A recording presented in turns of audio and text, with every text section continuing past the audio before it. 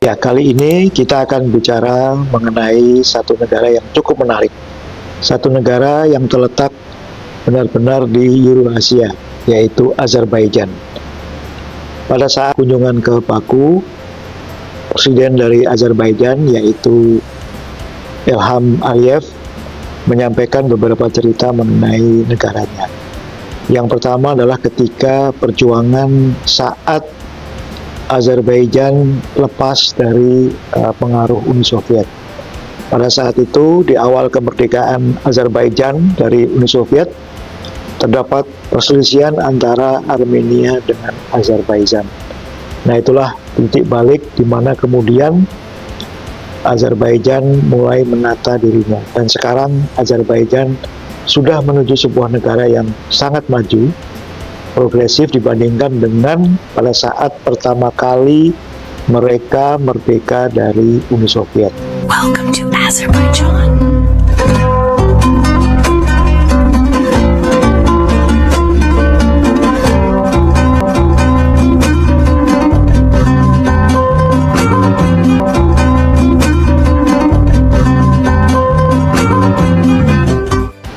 Presiden Ilham menceritakan mengenai bagaimana perjuangan mereka merebut kembali bagian Azerbaijan yang diduduki oleh Armenia, yaitu Nagorno-Karabakh.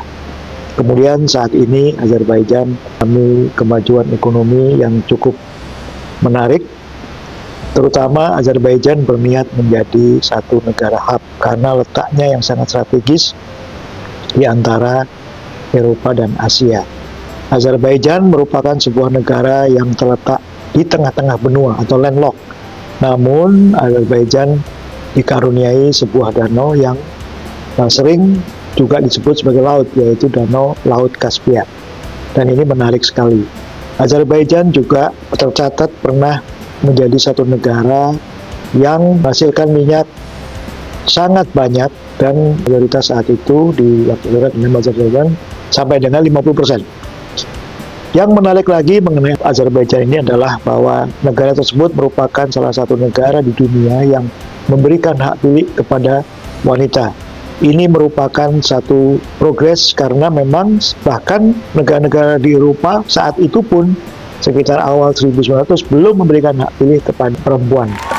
Kalau kita melihat Azerbaijan, masyarakatnya, maka kita akan melihat ciri-ciri fisiknya yang merupakan campuran antara orang Persia dan orang Turkik ya.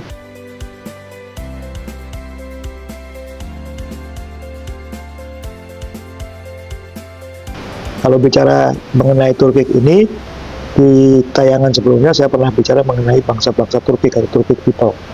Nah, inilah yang menarik. Beberapa bertanya apakah memang orang Azerbaijan itu tadi, apakah itu merupakan orang Turkik atau orang Persia. Kalau kita lihat ya, pergerakan bangsa-bangsa Turki itu memang yang ada yang menyampaikan bahwa berasal dari dataran Asia Timur ya, di Timur Laut Tiongkok.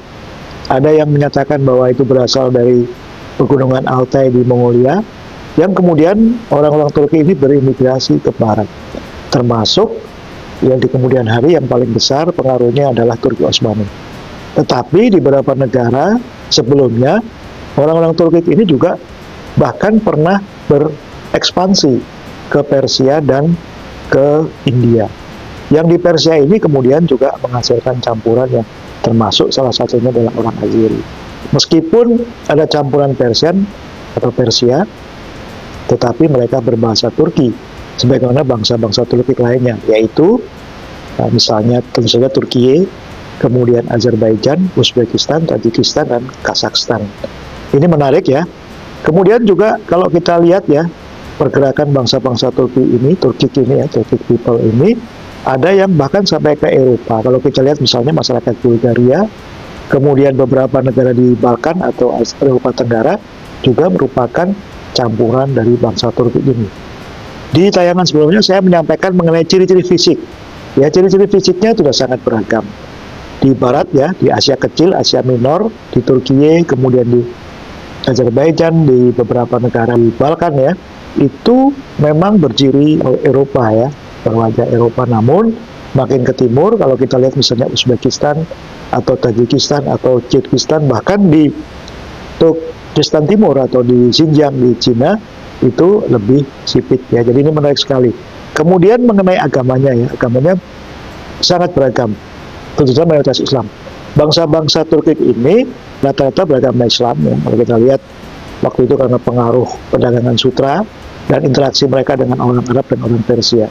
Jalur Sutra adalah jaringan rute perdagangan kuno yang menghubungkan Asia Timur, Asia Tengah, Asia Selatan, Timur Tengah, Afrika Timur, dan Eropa dari abad kedua sebelum Masehi hingga pertengahan abad ke-15 Masehi. Jalur ini membentang lebih dari 6.400 km dan jalur ini memfasilitasi interaksi ekonomi, budaya, politik, dan agama antara peradaban dunia timur dan dunia barat. Dan juga saat itu mengapa mereka memilih Islam? Karena kemudian Islam itu datang tidak dalam seketika tapi berevolusi, juga karena mereka dengan memilih agama Islam mereka punya akses kepada negara-negara Islam lainnya di Timur Tengah. Kalau kita lihat misalnya Turki Utsmani, itu kan kita lihat wilayahnya bahkan sampai ke pinggiran barat dari Jazirah Arab ya, dan juga sampai kepada Afrika. Kalau kita lihat bangsa Turki ini yang tidak memeluk agama Islam, bahkan ada yang mengkonvert dirinya menjadi orang Yahudi atau menganut Judaisme, yaitu Khazaria ya, kerajaan Khazaria. Kemudian kalau kita lihat sampai sekarang juga, meskipun Rusia melalui baik Kekaisaran Rusia maupun Uni Soviet itu kemudian menduduki beberapa daerah bangsa Turki ini, itu mereka kemudian ada di sana. Ada beberapa negara Turki ini yang merdeka, yaitu Turki merupakan negara Turki pertama yang merdeka, kemudian pecahan dari Uni Soviet yaitu Turkmenistan, Kazakhstan, Azerbaijan, Uzbekistan. Tetapi ada beberapa negara Turki ini yang ada di Federasi Rusia, yaitu misalnya Dagestan gitu ya. Nah ini menarik sekali ya. Jadi kalau kita menjawab orang Azeri itu orang Persia atau orang Turki, maka bisa kita simpulkan bahwa mereka merupakan mix, karena memang orang Turki ini juga mix ke berbagai daerah. Kalau kita lihat di Siberia saat ini orang Turki masih memiliki ciri-ciri yang agak mongoloid ya, bermata agak sipit. Nah ini yang menarik ya. Jadi temuan dengan orang Turki selalu menarik karena ternyata dengan wajah yang berbeda-beda. Saya melihat kemarin kunjungan dari orang-orang dari Asia Tengah lain ke Azerbaijan, mereka diajak ngomong bahasa Turki ya, mereka nyambung meskipun dengan ciri-ciri fisik yang berbeda-beda. Kembali ke Azerbaijan, negara ini 10 juta penduduk, 2 juta ada di Baku, dan Baku merupakan ibu kota yang sangat maju.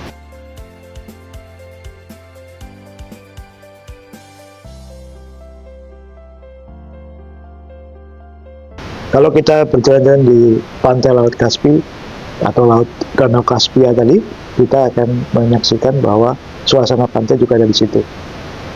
Ikuti juga beberapa hal channel kita, BBC Review, termasuk diantaranya adalah bicara mengenai bangsa-bangsa Turki ini.